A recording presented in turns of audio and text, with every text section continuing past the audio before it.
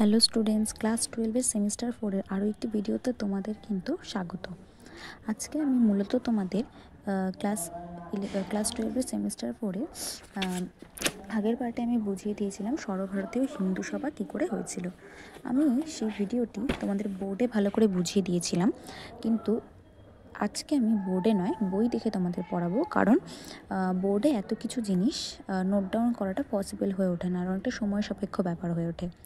তাই আমি আজকে তোমাদেরকে বই থেকেই জিনিসটি বুঝিয়ে দেব। তাহলে চলো শুরু করা যাক।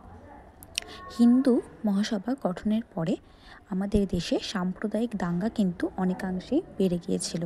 ঠিক আছে, মানে হিন্দু মুসলিমদের মধ্যে লড়াই লেগেই থাকতো। সেই কারণেই জাতীয় চুক্তি বা বাংলা চুক্তি করতে জাতীয় চুক্তি বা বাংলা চুক্তি হিন্দুদের তরফ থেকে এবং মুসলিমদের তরফ থেকে করা হয়েছিল। এবং এই চুক্তিটি কী জিনিস সেটাই আজকে তোমাদের বোঝানোর বিষয়। জাতীয় চুক্তি লাইন বাই লাইন তোমরা শুধু দেখতে থাকো, তাহলে নিজেই বুঝে যাবে। এই সময় দুই সম্প্রদায়ের কিছু নেতা, দুই সম্প্রদায় মানে হিন্দু আর মুসলিমদের দুই সম্প্রদায়ের নেতা বিরোধ মেটাতে সচেষ্ট হন। মানে হিন্দু মুসলিমদের বিরোধ মেটাতে এই দুই সম্প্রদায়, হিন্দু আর মুসলিমদের যারা বুদ্ধিসম্পন্ন মানুষরা ছিল, তারা চেয়েছিল যে হিন্দু মুসলিমদের মধ্যে এই বিরোধটা যাতে মিটে যায়। সেই কারণে দেখো ডক্টর আনসারি, লালা লাজপত রায় এবং এরা প্রত্যেকে জাতীয় চুক্তিপত্র ঘোষণা করেছিল। জাতীয় চুক্তিপত্রটা কি সেটা আমি বলবো। তাহলে কি বলছে, ডক্টর আনসারি, লালা লাজপত রায় এরা কিন্তু জাতীয় চুক্তিপত্র ঘোষণা করেছিল। এবং আমাদের এই ওয়েস্ট বেঙ্গল জাতীয় চুক্তিপত্র মানে পুরো ভারতের হয়ে একটা চুক্তিপত্র ঘোষণা করলো ডক্টর আনসারি আর লালা লাজপত রায়। কিন্তু আমাদের বাংলায় অর্থাৎ ওয়েস্ট বেঙ্গলেও একটা আলাদা চুক্তিপত্র তৈরি হয়েছিল। সেটি করেছিলেন কিন্তু দেশবন্ধু চিত্তরঞ্জন দাস বাংলার জন্য বাংলা চুক্তিপত্র নামে একটি খসড়া তৈরি করেন। দুটি চুক্তিপত্রে কোকোনাদ কংগ্রেস অধিবেশনে আলোচিত হয়। মানে কংগ্রেসের একটা অধিবেশন হয়েছিল, তার নাম ছিল কোকোনাদ। সেখানে এই দুটি চুক্তিপত্রের বিষয়ে আলোচনা করা হয়। লালা লাজপত রায় আর ডক্টর আনসারি এরা মিলে জাতীয় চুক্তিপত্র তৈরি করলো, আর বাংলার জন্য দেশবন্ধু চিত্তরঞ্জন দাস বাংলা চুক্তিপত্র তৈরি করলো। এবং দুই চুক্তিপত্রই একটা অধিবেশনে অর্থাৎ কোকোনাদ কংগ্রেসের অধিবেশনে আলোচনা হলো। জাতীয় চুক্তিপত্রটি পুনরায় বিবেচনার জন্য একটি কমিটি গঠিত হয়। বাংলার চুক্তিপত্রটি পুরোপুরি অগ্রাহ্য করা হয়।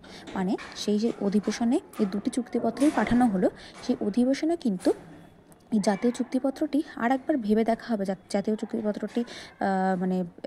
চুক্তিপত্রটি মানা হবে কি হবে না সেই বিষয়ে একটি কমিটি তৈরি হয় বিবেচনা করার জন্য। কিন্তু বাংলা চুক্তিপত্রটি সম্পূর্ণভাবে অগ্রাহ্য করা হয়। মানে অধিবেশনে বাংলা চুক্তিপত্র খাটেই না। চিত্তরঞ্জন দাসের বাংলা চুক্তিপত্র একেবারে সবাই অগ্রাহ্য করে। কেন অগ্রাহ্য করে, কি ছিল এই চুক্তিপত্রটাতে? এই চুক্তিপত্রটা দেখো, লোক সংখ্যা অনুসারে ব্যবস্থাপক সভার সদস্য সংখ্যা নির্ধারিত হবে। প্রতিটি সম্প্রদায় থেকে পৃথকভাবে সদস্য নির্বাচিত হবে। ঠিক আছে, প্রতিটি সম্প্রদায় থেকে মানে হিন্দু মুসলিম সম্প্রদায় থেকে আলাদাভাবে সদস্য নির্বাচন হবে। প্রথমত এটা ছিল। স্থানীয় স্বায়ত্তশাসন প্রতিষ্ঠানগুলিতে সংখ্যাগরিষ্ঠ সংখ্যালঘিষ্ঠ সম্প্রদায়ের প্রতিনিধি সংখ্যা যথাক্রমে লোক সংখ্যা শতকরা 40 থেকে 60% নির্দিষ্ট হবে। মানে সংখ্যাগরিষ্ঠ আর সংখ্যালঘিষ্ঠ যে সমস্ত জায়গায়, মানে সংখ্যাগরিষ্ঠ কোনো জায়গায় ধরো হিন্দু, আবার কোনো জায়গায় মুসলিম, আবার কোনো জায়গায় সংখ্যাগরিষ্ঠ মুসলিম, আবার কোনো জায়গায় হিন্দু। তো সেই হিসেবে যে নির্বাচনটা হবে সেখানে লোক সংখ্যার শতকরা 60 থেকে 40% নির্দিষ্ট হবে। সরকারি চাকরিতে শতকরা 55% মুসলিম নিযুক্ত হবে। যতদিন না পর্যন্ত মুসলিম কর্মচারীর সংখ্যা ওই অনুপাতে না পৌঁছায়, প্রতি বছর শতকরা 80টি চাকরিতে মুসলিমদের নিযুক্ত করা হবে। মানে বাংলা চুক্তিপত্রতে বিশেষ করে মুসলিমদের যাতে বেশি কোনো অসুবিধা না হয় সেই বিষয়টি কিন্তু চিত্তরঞ্জন দাস বেশি করে গুরুত্ব দিয়েছিলেন।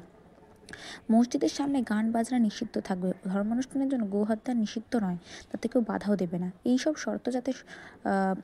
শর্ত যথাযথভাবে পালিত হয় তা দেখার জন্য প্রত্যেক মহকুমায় একটি করে সমিতি গঠিত হবে। মুসলিমদের যাতে কোনো রকমের অসুবিধা না হয় তার জন্য প্রত্যেকটি জায়গায় একটি করে সমিতি গঠন করা হবে। গান্ধী, মালব্য, লালা লাজপত রায় এর ঘোর আপত্তি করে এবং কোকোনাদ কংগ্রেসে বাতিল হওয়ায় চুক্তি চিত্তরঞ্জন দাসের প্রচেষ্টায় বঙ্গীয় প্রাদেশিক সম্মেলনে সিরাজগঞ্জ অধিবেশনে পাশ হয়। মানে কোকোনাদ কংগ্রেসের যে অধিবেশন হয় সেখানে এনার যে এই চুক্তিটা সম্পূর্ণভাবে বাতিল হয়ে যায়, কারণ কি উনি বেশি করে মুসলিমদের পক্ষই নিয়েছিলেন সেই কারণে। ঠিক আছে, কিন্তু কোকোনাদ কংগ্রেসে অধিবেশনের চুক্তিটি পাশ না হলেও পাশ না হলেও সিরাজগঞ্জ অধিবেশনে কিন্তু এটি পাশ হয়ে যায়। এবং এই চুক্তির ঘোরতর বিরোধী কারা ছিলেন? যারা কিনা জাতীয় চুক্তি তৈরি করেছিলেন পুরো ভারতবর্ষের জন্য। কি কারা? গান্ধীজি, মালব্য, লালা লাজপত রায় এই চুক্তির বিরোধিতা করেছিলেন, কারণ কি পুরোপুরি এই চুক্তিটি ছিল কিন্তু মুসলিমদের পক্ষে।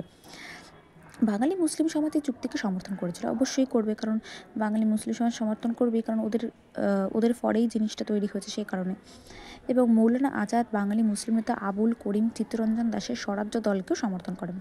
চিত্তরঞ্জন দাস স্বরাজ্য দল গঠন করেছিলেন, সেটিও কিন্তু মুসলিমরা সমর্থন করেছিলেন। এর ফলে আইনসভার নির্বাচনে স্বরাজ্য দল সংখ্যাগরিষ্ঠতা লাভ করে। বলাই বাহুল্য এই বাংলা চুক্তি স্বরাজ্য দলের বিরোধী অসহযোগপন্থী কংগ্রেস নীতি পছন্দ হয়নি, মানে কংগ্রেস একদমই এই চুক্তিটাকে পছন্দ করেনি। 1925 খ্রিস্টাব্দে দেশবন্ধু যখন মৃত্যু হয়ে যায়, তখন এই যে সিরাজগঞ্জে অধিবেশনে তার এই বাংলা চুক্তিটা পাশ হয়েছিল, মানে বাংলা চুক্তি কিন্তু পুরোপুরি ব্যর্থ হয়নি, ভালো করে বুঝবে। প্রথম যে একটা অধিবেশন হয়েছিল কোকোনাট কংগ্রেস, সেখানে কিন্তু এই বাংলা চুক্তিটাকে অগ্রাহ্য করা হয়েছিল। কিন্তু আবার যখন একটা সিরাজগঞ্জে অধিবেশন হয়েছিল 1924, সেখানে কিন্তু বাংলা চুক্তির আইনটা পাশ হয়েছিল এই চিত্তরঞ্জন দাসের অনুপ্রেরণায়। কিন্তু ওনার এই চুক্তিটাতে যেহেতু উনি পুরোপুরি মুসলিমদের পক্ষেই বেশি কথা বলেছেন, সেই কারণে যে হিন্দু নেতারা ছিলেন, গান্ধীজি হোক, লালা লাজপত রায় হোক, পছন্দ করেননি, সেই জন্য কোকোনাট কংগ্রেসে বাতিল হয়েছে, কিন্তু সিরাজগঞ্জে পাশ হয়ে গিয়েছিল।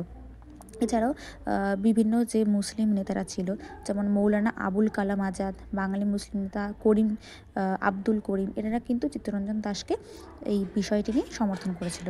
কিন্তু যখন চিত্তরঞ্জন দাস 1925 খ্রিস্টাব্দে মারা গিয়েছিলেন, তখন কৃষ্ণনগরে একটি বঙ্গীয় প্রাদেশিক সম্মেলনে আবার এই চুক্তিটা ফেল হয়ে যায়। তাহলে এই চুক্তিটা কোথায় পাশ হয়েছিল? সিরাজগঞ্জের অধিবেশনে। কিন্তু পাশ হওয়ার পরেও যখন চিত্তরঞ্জন দাস মারা গেলেন, তখন কিন্তু আবার বঙ্গীয় প্রাদেশিক সম্মেলনে এই চুক্তিটি বাতিল হয়ে যায়। পূর্বে জাতীয় চুক্তি স্বাক্ষরিত হয়নি এবং পরবর্তীকালে বাংলা চুক্তি বাতিল হয়। আবার যে জাতীয় চুক্তিটা ছিল, যেটা কিনা লালা লাজপত রায়, তারপর ডক্টর আনসারি, এনারা কিনা চেয়েছিলেন জাতীয় চুক্তিটা হোক, সেই জাতীয় চুক্তিটা সম্পর্কেও কোনো রকম আশানুরূপ ফলাফল সরকার কিন্তু দেয়নি। সেইদের ঝুলিয়ে রেখে দিয়েছিল যে পুনরায় বিবেচনা করা হবে, পুনরায় বিবেচনাও আর করা হয়ে উঠল না। আর বাংলা চুক্তিও কিন্তু কৃষ্ণনগরে বাতিল হয়ে গেল চিত্তরঞ্জন দাসের মৃত্যুর পর। তো এই হচ্ছে জাতীয় চুক্তি ও বাংলা চুক্তি বিষয়ে একটি আলোচনা। তো জাতীয় চুক্তি বাংলা চুক্তি কেন করা হয়েছিল? হিন্দু মুসলিমদের মধ্যে যে দাঙ্গা, সেটা কমানোর জন্য, দুই পক্ষই যাতে ভালোভাবে থাকতে পারে সেই কারণে। কিন্তু যারা কিনা এই জাতীয় চুক্তি বাংলা চুক্তি করতে চেয়েছিল, তারা নিজেদের মধ্যেই দ্বন্দ্বের মধ্যে যেহেতু জড়িয়ে পড়েছিল, এবং তাদের এই প্রস্তাবগুলো খুব একটা স্পষ্ট ছিল না। কোনো সময় কেউ, যেমন ইনি মুসলিমদের পক্ষ বেশি নিয়েছেন, আবার লালা লাজপত রায়, গান্ধীজিরা হিন্দুদের পক্ষ বেশি নিয়েছে। এই কারণে কিন্তু চুক্তিটা সমভাবে বণ্টিত হয়নি, দুটো চুক্তি বাতিল হয়ে যায়। এই হচ্ছে জাতীয় চুক্তি ও বাংলা চুক্তি। এবার হচ্ছে মুসলিম লীগের লাহোর সম্মেলন। মুসলিম লীগ আগেই তৈরি হয়ে গেছিলো, তোমরা জানো, মুসলিমদের বিখ্যাত সংগঠন মুসলিম লীগ। সেই মুসলিম লীগে দেখো, অসহযোগ আন্দোলনের পর আগা খাঁ, আব্দুর রহিম, মোহাম্মদ আলী, শওকত আলী মুসলিম লীগের নেতৃত্বে প্রতিষ্ঠিত হয়। এটা তো আগেই জানি। 1921 খ্রিস্টাব্দের মতপার্থক্য হেতু মোহাম্মদ আলী জিনা কংগ্রেসের সঙ্গে সকল সম্পর্ক ছিন্ন করে মুসলিম লীগে যোগ দেন। মানে মোহাম্মদ আলী জিনা এই ব্যক্তিটি আগে কংগ্রেসের সঙ্গে যুক্ত ছিলেন, কিন্তু 1921 খ্রিস্টাব্দে কংগ্রেসের একটা ঝামেলা হওয়ার জন্য তিনি আবার মুসলিম লীগে চলে এলেন। 1924 খ্রিস্টাব্দে মোহাম্মদ আলী জিনার সভাপতিত্বে লাহোরে একটি অধিবেশন বসে। মানে 1924 খ্রিস্টাব্দে মোহাম্মদ আলী জিনা তো ঠিক করলেন যে লাহোরে একটি অধিবেশন করা হবে, মুসলিমদের সুযোগ সুবিধার বিষয়ে, মুসলিমদের কর্তব্যের বিষয়ে একটি অধিবেশন করা হবে। ঠিক আছে। এই অধিবেশনে তিনি গান্ধীজির অসহযোগ নীতির তীব্র বিরোধিতা করেছিলেন এবং মুসলিমদের জন্য পৃথক নির্বাচক মণ্ডলীর সমর্থন জানান। এই অধিবেশনে মুসলিম লীগ ভারতের সংখ্যালঘু অধিকার ও স্বার্থ রক্ষার জন্য যুক্তরাষ্ট্রীয় শাসন ব্যবস্থা দাবি করে। তাহলে কী কী দাবি করা হয়েছিল এই লাহোর সম্মেলনে?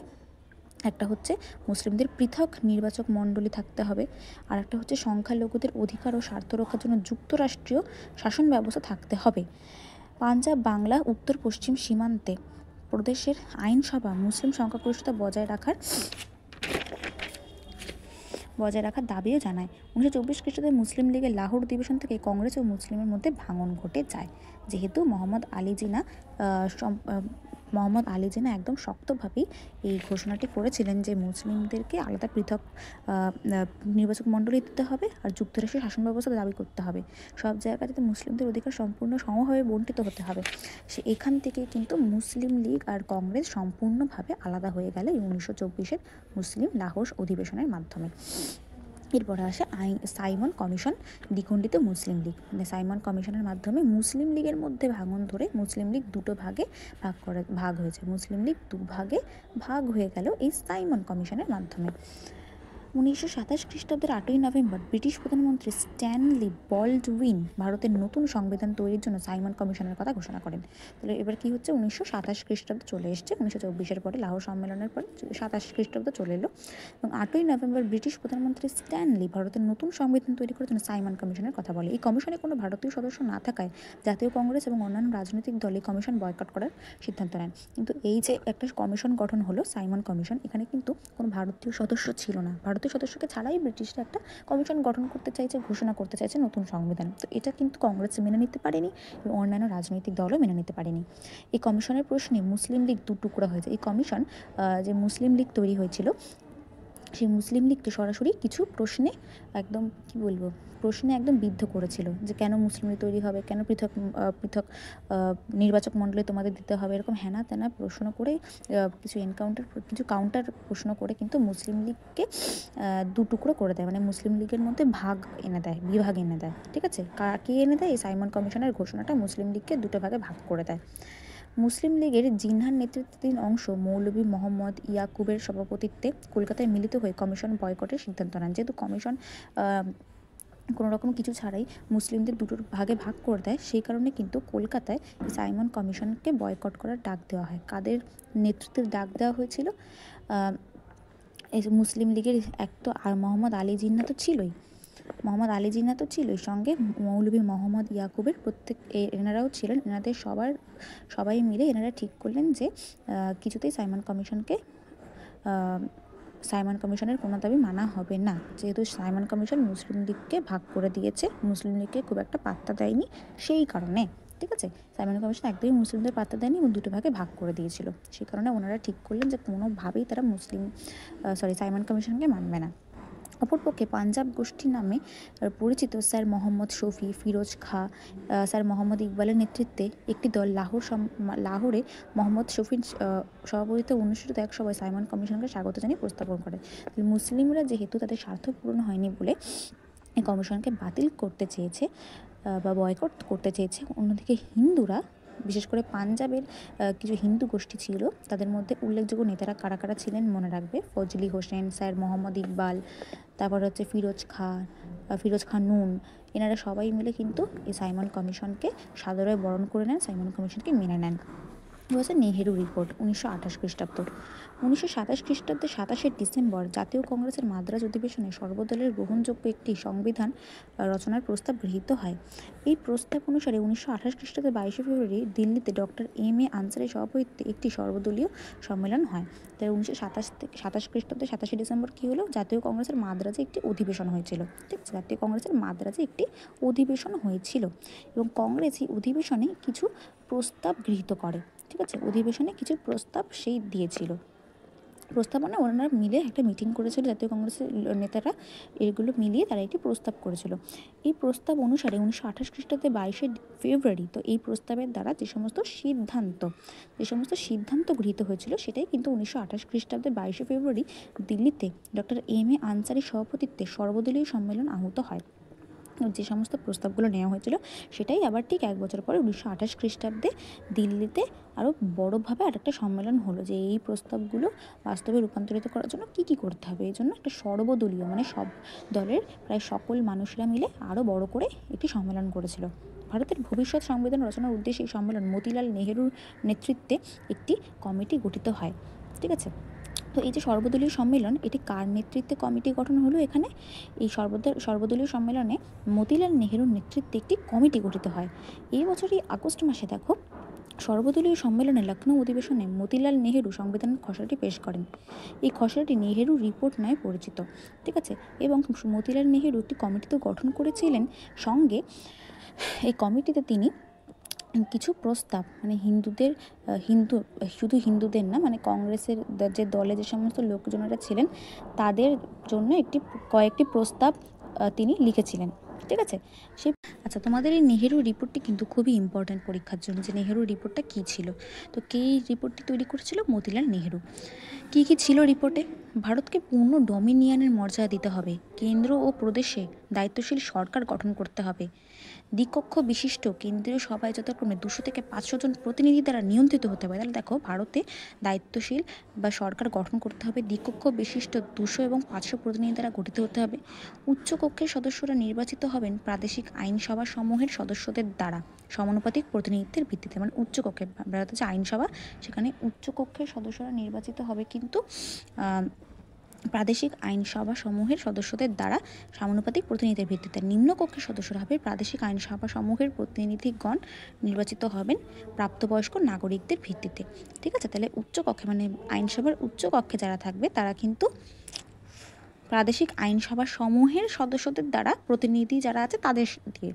আবার নিম্নকক্ষের সদস্যরা নির্বাচিত হবেন প্রাপ্তবয়স্ক নাগরিকদের, প্রাপ্তবয়স্ক যারা নাগরিক, 18 বছর, তখন হয়তো অন্য বয়স ছিল, প্রাপ্তবয়স্ক নাগরিকদের দ্বারা ভোটের মাধ্যমে।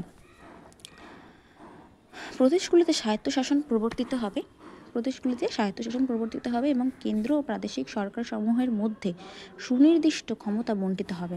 তাহলে বলছে প্রদেশগুলিতে স্বায়ত্তশাসন প্রবর্তিত হবে এবং কেন্দ্র এবং যে প্রাদেশিক সরকারগুলো ছিল সেখানেও সুনির্দিষ্ট শাসনভার ক্ষমতা বণ্টিত হবে।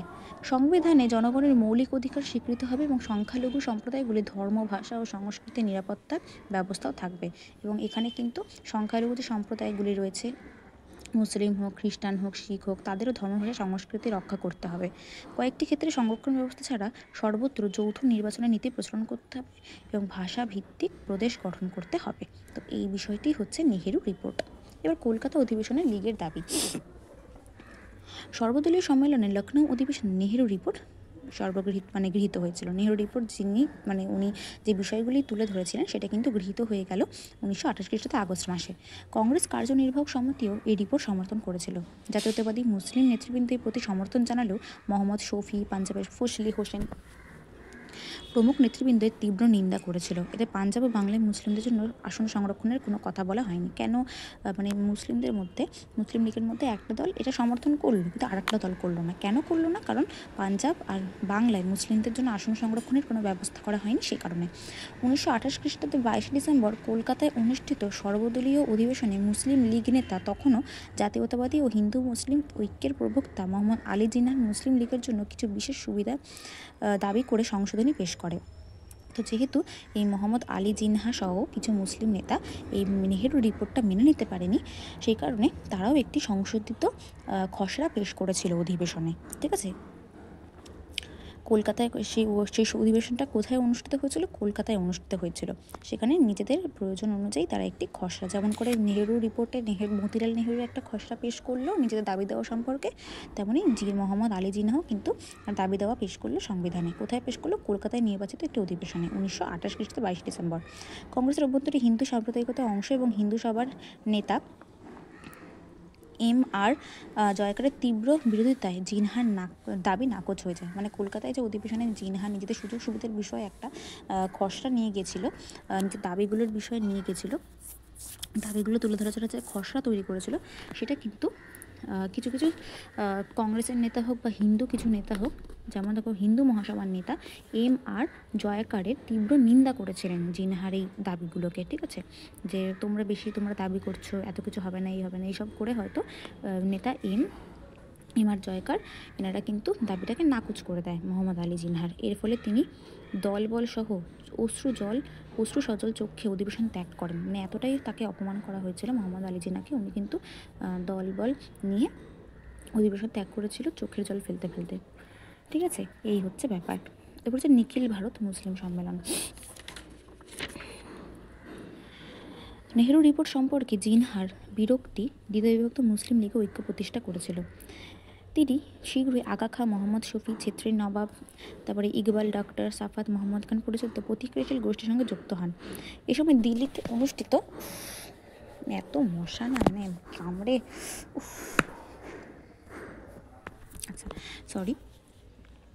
এই সময় দিল্লিতে অনুষ্ঠিত মুসলিম রাজনৈতিক মুসলিম রাজনৈতিক সংস্থাগুলি নিয়ে নিখিল ভারত মুসলিম সম্মেলন অধিবেশনে তিনি যোগ দেন। মানে কলকাতা থেকে তো তাকে বিতাড়িত করা হলো অধিবেশনে, তখন মোহাম্মদ আলী জিনা সমেত যারা কিনা মোহাম্মদ আলী জিনাকে সমর্থন করতো, যে সমস্ত মুসলিম নেতারা, এনারা সবাই মিলে কোথায় গেল দেখো, এনারা সবাই মিলে দিল্লিতে যোগ দেন, দিল্লিতে একটি অধিবেশনে যোগ দিল। ঠিক আছে, এটা কিনা নিখিল মুসলিম সম্মেলন নামে পরিচিত ছিল।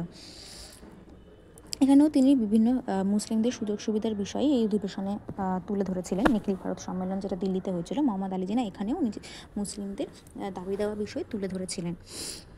কী ভারতের স্বশাসিত প্রদেশ সংবলিত যুক্তরাষ্ট্রের শাসন ব্যবস্থার প্রবর্তন, সংবিধানে যতদিন মুসলিমদের জন্য সুনির্দিষ্ট রক্ষা কবচ তৈরি হয় ততদিন পর্যন্ত পৃথক ওই নির্বাচক মণ্ডলী, দেখো বিষয়গুলো কিন্তু একই, কারণগুলো কিন্তু একই, উনি যে সমস্ত প্রস্তাব গৃহীত করতে চেয়েছে সব কিন্তু একই। তাও আমি পড়ে দিচ্ছি।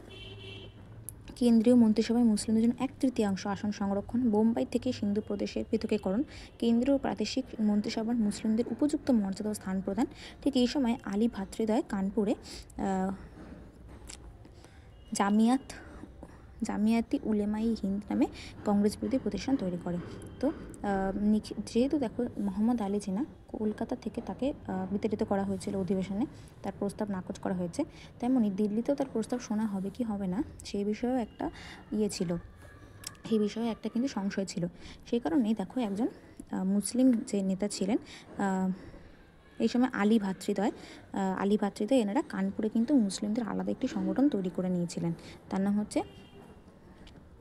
জামিয়াতি উলেমা হিন্দ। ঠিক আছে, কংগ্রেস বিরোধী প্রতিষ্ঠান তারা তৈরি করে নিয়েছিলেন যাতে কিন্তু তাদেরকে আর কেউ বিতাড়িত করতে না পারে।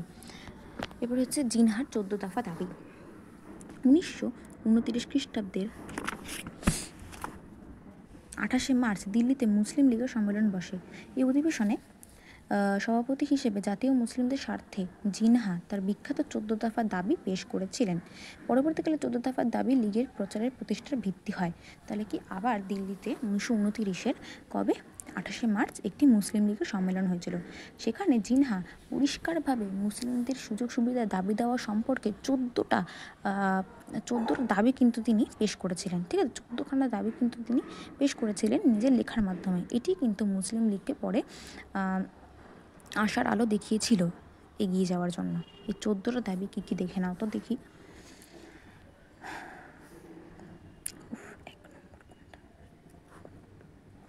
এক, ভারতের যুক্তরাষ্ট্র শাসন ব্যবস্থা প্রবর্তন, প্রদেশগুলিতে একই ধরনের স্বায়ত্তশাসন প্রবর্তন, আইনসভায় 1/3 মুসলিমদের জন্য সংরক্ষণ করা হবে আসন, সাম্প্রদায়িক বাটোয়ারা মুসলিমদের জন্য, দেখতে আমাদের হয়তো একটু অসুবিধা হচ্ছে, আমি পড়ে দিচ্ছি। আচ্ছা, কোনটা বলছেন? 4 নম্বর, সাম্প্রদায়িক বাটোয়ারা অর্থাৎ মুসলিমদের জন্য পৃথক নির্বাচনের ব্যবস্থা। 6 নম্বর, ভারতীয় প্রদেশগুলিতে পুনর্গঠন, কিন্তু সেই পুনর্গঠন এমনভাবে করতে হবে যাতে বাংলা, পাঞ্জাব, উত্তর পশ্চিম সীমান্ত প্রদেশে মুসলিমদের সংখ্যাগরিষ্ঠতা অক্ষুণ্ণ থাকে। 7, সকল বিলের বিরোধিতা করলে তা প্রত্যাহার। 7, সকল সম্প্রদায়ের ধর্মাচরণের স্বাধীনতা। 8, কোনো আইনসভায় কোনো সম্প্রদায়ের 3/4 সদস্য কোনো বিলের বিরোধিতা করলে তা প্রত্যাহার। মানে কোনো একটা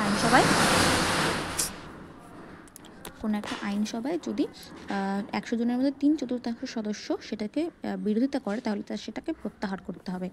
প্রাদেশিক আইনসভার অনুমতি ছাড়া সংবিধান প্রবর্তন না করা। 10, কেন্দ্রীয় ও প্রাদেশিক মন্ত্রিসভায় 1/3 মুসলিম সদস্য গ্রহণ।